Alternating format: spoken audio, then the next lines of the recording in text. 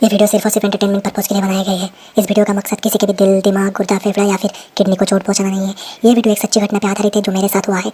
Video में दिखाई गई हर एक चीज़ों का वास्तविकता से पूरा का पूरा संबंध है और मेरे साथ बहुत ही ज़्यादा संबंध है क्योंकि ये मेरे साथ हुआ है। अगर आपको लगता है कि आपके साथ संबंध है तो इसमें मेरा हाथ नहीं है। वीडियो में भूत, भूतिया, एग्जॉर्सिज्म जैसे शब्दों का इस्तेमाल किया गया है, इसलिए वीडियो को अपने खुद के रिस्क पे देखें। आप जैसा सोच रहे हैं ऐसा वीडियो में हो भी सकता है और नहीं भी हो सकता, और जैसा नहीं सोच रहे हैं वैसा तो डेफिनेटली हो सकता है, क्योंकि जो दिखता है वो होता नहीं, जो नहीं दिखता है वो होता है। लेकिन कभी कभी जो दिखता है वो होता है और जो नहीं दिखता वो भी होता है। कोई सेंस है इस बात की? हमें बहुत लग रही है। इसीलिए वीडियो के दौरान अगर आप डर के मारे अपने पैर में सुसु करते थे या फिर हंस हंस के पागल हो जाते हैं या फिर आपके ज्ञान में कोई खुजली होती है तो इसके जिम्मेदार हम नहीं रहेंगे, क्योंकि वीडियो आप अपने खुद के रिस्क पे देख रहे हैं। तो सावधान रहिए, सतर्क रहिए और सुरक्षित रहिए। और कान में ईयरफोन डाल लीजिए। पूरे ज्ञान की प्राप्ति के लिए वीडियो को आखिर तक देख लीजिए। धन्यवाद। एक दिन रात को मैं अपने रूम में अकेला सो रहा था, क्योंकि मैं अपने रूम में अकेला ही सोता हूँ। गर्मी का मौसम था और शाम को बारिश हुई थी, छप छप छप छप छप छप छप छप छप छप। इसलिए रात को बहुत ज़्यादा गर्मी हो रही थी। तो अभी आप पूछोगे ऐसा क्यों होता है ज्ञान के चौदे, तो मैं आपको बताऊंगा, क्योंकि ये बताना मेरा फर्ज है, क्योंकि मैं साइंस का बंदा हूँ। इसलिए अभी हम यहाँ पे थोड़ा साइंस का ज्ञान पे लेंगे। तो गर्मी के मौसम में अर्थ सन के बहुत करीब होता है, जिसकी वजह से डायरेक्ट सनलाइट अर्थ के ऊपर पड़ती है और अर्थ का सरफेस बहुत ज़्यादा हीट अप हो जाता है। लेकिन अर्थ का सरफेस उस हीट को अपने अंदर समा लेता है और इसको ट्रैप कर लेता है। लेकिन जब बारिश होती है तो हीट रिलीज हो जाती है। वो रिलीज तो होती है लेकिन बाहर नहीं जा पाती, क्योंकि ऊपर बारिश के कारण बादल होते हैं, जिसकी वजह से वो हीट भी ट्रैप हो जाती है बादल और सरफेस के अंदर। सरफेस के ऊपर हम रहते हैं, इसलिए हमें गर्मी होती है। यहाँ पे थोड़ा ज़्यादा ही ज्ञान पेल दिया, तो अभी स्टोरी पे फोकस करते हैं। बहुत ही ज़्यादा गर्मी होने के कारण मैंने खिड़की खुला रख के ही सोने का फैसला किया। मैंने खिड़की खोली और फिर मैं सोने चला गया। थोड़ी देर बाद ठंडी ठंडी हवा खिड़की से आने लगी, मानो चले जैसे हवाएं सनन सनन सनन सनन। और फिर मैं गहरी नींद में चला गया। आप मानो या ना मानो, मैं इतनी गहरी नींद में सोता हूँ कि अगर कोई आके मेरा पैर भी खींच ले या हाथ खींच ले या फिर मुझे बेड से भी गिरा दे, फिर भी मैं नींद से नहीं उठूँगा। मैं चैन की नींद सोता रहूँगा, क्योंकि मैं जिंदा लाश की तरह सोता हूँ। लेकिन उस रात मुझे मेरे आसपास किसी के होने का एहसास हुआ। मुझे लग रहा था कि कोई मुझे घूर घूर के देख रहा है। तो मेरी नींद खुल गई, तो मैं उठ के बैठा और मैं देखा मेरे आसपास कोई नहीं है। मेरा फ़ैन भी बंद हो चुका है और मैं पसीने में तर हो चुका। पहले तो मैं थोड़ा डर गया, फिर मैंने सोचा अरे यार जो भी होगा बाद में देख लेंगे, अभी नींद पे फोकस करते हैं। और फिर मैं सो गया। जब मेरी आंखें खुली तब सुबह हो चुकी थी। मेरे पूरे बदन में दर्द हो रहा था। मेरे पूरे बॉडी में छोटे छोटे लाल निशान पड़ गए थे। मुझे बहुत ही ज़्यादा वीक फील हो रहा था, मानो कि जैसे किसी ने मेरा खून ही चूस लिया हो। पहले तो मैं बहुत डर गया, फिर मैंने सोचा शायद मैंने कल रात को कुछ उल्टा पुल्टा खा लिया होगा, इसलिए एलर्जी हो गया होगा और ज़्यादा एक्सरसाइज करने की वजह से बॉडी में पेन हो रहा होगा। इसलिए मैंने इस बात को बिल्कुल ही इग्नोर कर दिया। फिर मैं अपना काम करने लगा। पहले तो मैं इन चीज़ों को इग्नोर कर रहा था, लेकिन अब ये मेरे साथ हर रोज़ हो रहा था। मेरी रात की नींद और सुबह का चैन उड़ चुका था। मैं दोपहर में भी सोने जाता था तो मेरे पूरे बॉडी में रेड रेड निशान पड़ जाते थे, मानो कि कोई मेरा खून पी रहा है हर रोज़, हर दिन, हर समय। मैं बहुत डर चुका था। मैं किसी को बता भी नहीं सकता था इस बारे में, क्योंकि मैं अगर मेरे दोस्तों को बताता तो वो लोग मेरा मजाक उड़ा देते, क्योंकि दोस्त होते ही चूती है। उनको कुछ भी बताओ वो सारी चीज़ों को मजाक की तरह ही लेते हैं। इसलिए मैंने चुप रहना ही बेहतर समझा। लेकिन इस डरे समय हालात में मेरे दिमाग में एक आइडिया आया।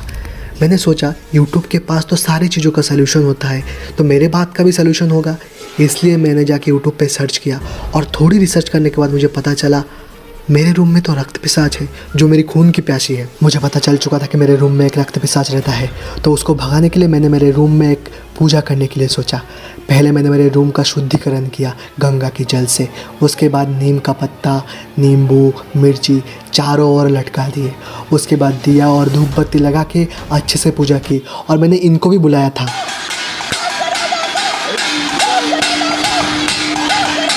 ये गो कोरोना के बदले गो पिशाचनी गो पिशाचनी गो कर रही थी। इतना सब कुछ करने के बाद मैंने सोचा अब तो भूत चला ही गया होगा, अब तो मैं चैन की नींद सो सकता हूँ, और मैं सो गया। लेकिन जब मैं उठा तो मेरे बॉडी में फिर से वही निशान आ गए थे। मुझे लग रहा था कि मेरा खून किसने चूस लिया है। मैं फिर से परेशान हो गया और फिर से मैं यूट्यूब में गया। इस बार मैंने सर्च किया तो मुझे मिले योगी बाबा। तो मैंने योगी बाबा की एनाबेले और कंजूरिंग की दोनों वीडियो देख ली थी। वो देखने के बाद मुझे पता चला कि योगी बाबा ने मंत्र मार के एनाबेले और कंजूरिंग को भगा दिया था। तो मैंने वो वाला मंत्र अच्छे से याद कर लिया और याद करने के बाद मैं घर आके रात को सोने से पहले वो वाला मंत्र 3 बार जाप करके भीम क्रीम चामुंडा नमः, भीम की टट्टी भूत भगाए कोई भी इससे बच ना पाए। भोसड़ी के। मैं सो गया, लेकिन इसका कुछ भी असर नहीं हुआ। उसके बाद के दिन सुबह मेरे साथ सेम हालत फिर से हो गया।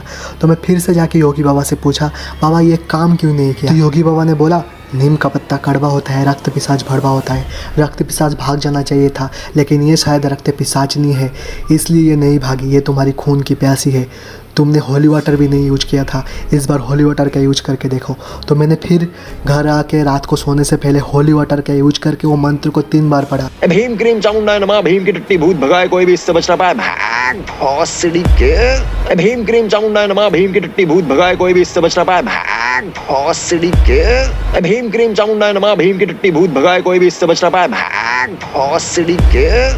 और फिर सो गया, लेकिन ये भी कुछ काम में नहीं आया। उसके बाद के दिन मैंने बोला, योगी बाबा आप प्लीज़ हमारे घर आ जाओ और इस समस्या का समाधान कर दो, लेकिन वो माने नहीं।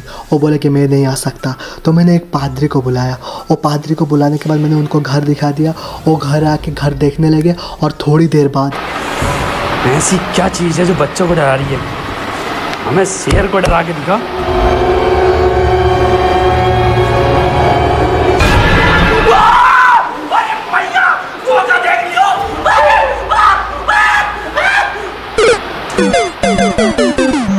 पता नहीं उनको मेरे रूम में क्या ही दिख गया था। वो एक बार भी रुके नहीं, वो सीधा भाग गए अपने घर। पादरी के भाग जाने के बाद मैंने सारी चीज़ें योगी बाबा को बता दी और योगी बाबा ने बोला, लगता है इस रक्त पिशाचनी को हिंदी नहीं आती या फिर ये कोई वैम्पायर। तो मैंने बोला, बाबा आप पागल हो चुके हो क्या? अगर मेरे रूम में वैम्पायर होता तो अब तक मैं भी वैम्पायर बन चुका होता, क्योंकि उसने मुझे हज़ारों बार काटा है या फिर काटी है, अरे जो भी है। तो बाबा ने बोला, वैम्पायर ऐसे काम नहीं करते, वैम्पायर काटने से इंसान वैम्पायर नहीं बनते, मूवी में गलत दिखाया जाता है। वैम्पायर इंसान के थोड़े थोड़े खून पी के जिंदा रहते हैं ताकि उनका खुराक भी बचा रहे और वो भी जिंदा रह सकें। और तुम्हारे रूम में जो वैम्पायर है वो तुम्हें खुराक बना चुकी है, वो तुम्हारा खून पी के जिंदा रहती है। तो मैंने उनसे पूछा कि बाबा इसको कैसे भगाएं? तो योगी बाबा ने बोला, यूट्यूब में सर्च करो, सब कुछ मिल जाएगा। फिर मैंने यूट्यूब पे जाके थोड़ी रिसर्च की और उसके बाद मुझे पता चला कि सिल्वर और लहसुन से वैम्पायर डरते हैं। फिर मैं लहसुन लेके आया और सिल्वर लेके अपने रूम में सजा लिया, फिर भी ये कोई काम नहीं आया। उसके बाद के दिन फिर से मेरा हाल सेम हो गया था। अब योगी बाबा के ऊपर से भी मेरा भरोसा उठ गया था। कोई भी नुस्खे कोई भी टूटके काम नहीं कर रहे थे, सब कुछ बेकार हो रहा था। दुनिया के सारे नुस्खे यूज कर लिए, लेकिन ये भूत नहीं जा रहा था। तब मेरे दिमाग में आया, अबे छोड़ो यार, ये सब कुछ नहीं करना। और मैंने मेरे दोस्त को फ़ोन लगाया और उसको सारी चीज़ें एक एक करके डिटेल में बता दी, मेरे साथ क्या क्या हुआ है। पहले तो मेरा दोस्त हंसा और उसके बाद बोला, अबे चूतिया ऐसा कुछ नहीं होता, भूत नहीं होते। तो मैंने उसको बोला, अगर नहीं होते तो तू एक रात मेरे साथ रह जा और प्रूफ कर दे। पहले तो वो राज़ी नहीं हो रहा था, लेकिन वो बाद में राज़ी हो गया मेरे इमोशनल ब्लैकमेल करने पे। तो मैं यहाँ पे एक नोट देना चाहूँगा, अगर दोस्त से काम निकालना चाहते हो तो उसको इमोशनली ब्लैकमेल करो। वो दिन आ गया, वो मेरे रूम में आके एक रात रहने के लिए राज़ी हो गया। मेरा दोस्त आ गया मेरे रूम में एक दिन रहने के लिए। हम लोगों ने दिन भर इस चीज़ों के ऊपर बात किया और रात को इन्वेस्टिगेशन करने लगे। इन्वेस्टिगेशन करते करते कब हम सो गए हमें भी पता नहीं चला। जब सवेरा हुआ तो मैंने देखा मेरा दोस्त जा चुका है, उसको शायद कोई काम था। उसने मेरे लिए एक नोट छोड़ दिया था और उस नोट में लिखा हुआ था, मच्छरदानी टांग के सोया कर। पहले तो मैं थोड़ा शॉक्ड हुआ, मच्छरदानी? यार मच्छरदानी टांग के क्यों सोना है? लेकिन इतने दिनों से मैं सारी लोगों की बात मान रहा था, तो मेरे दोस्त ने मुझे बोला है तो ये बात तो मुझे मानना ही था। उस दिन रात को मैंने मच्छरदानी टांगी और उसके अंदर जाके सो गया। आप मानोगे नहीं, मैं जब सवेरे उठा तो मेरे बॉडी में एक भी निशान नहीं थे। मैं बहुत ही ज़्यादा अच्छा फील कर रहा था। इतने दिनों से जो नहीं हुआ था वो आज हो गया था। मच्छरदानी ने अपना काम कर दिया था। अब मुझे पता चल चुका था कि मेरे रूम में जो कोई भी है, जो कुछ भी है, ये मच्छरदानी से डरता है और ये मच्छरदानी के अंदर नहीं आ सकता। मैं बहुत खुश हो गया। मैंने मेरे दोस्त को फ़ोन करके बोला, यार तेरा नुस्खा ना काम आ गया, मुझे लगता है ये भूत ना मच्छरदानी के अंदर नहीं आ सकता, इसलिए मेरे बॉडी में एक भी निशान नहीं है। इतने दिनों से जो नहीं हुआ वो तेरे से हो गया।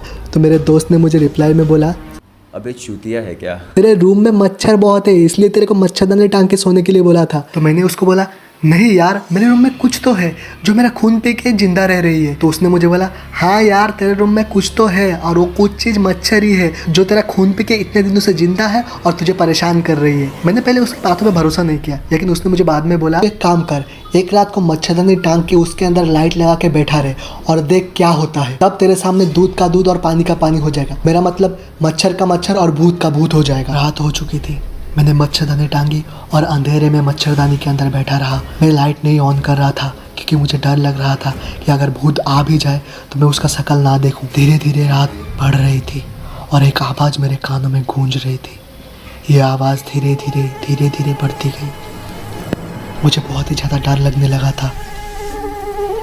धीरे धीरे ये आवाज़ बहुत ही ज़्यादा हो रही थी। मुझे मेरे आसपास किसी के होने का एहसास हो रहा था। तभी मैंने लाइट ऑन किया और तभी मैंने देखा मेरे चारों तरफ बस मच्छर ही मच्छर है। काले काले मच्छर मेरे मच्छरदानी के चारों ओर घूम रहे हैं और ज़्ज़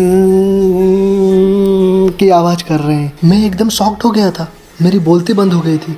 मतलब इतने दिनों से मैं रक्त पिशाच और वैम्पायर समझ के जिससे डर रहा था वो मच्छर था। बिलीव ही नहीं होता, इतना चूतिया मैं कैसे हो सकता हूँ। इसलिए मैं हर रोज़ मच्छरदानी टांग के सोता हूँ, क्योंकि मेरे घर में ना बहुत ज़्यादा मच्छर है।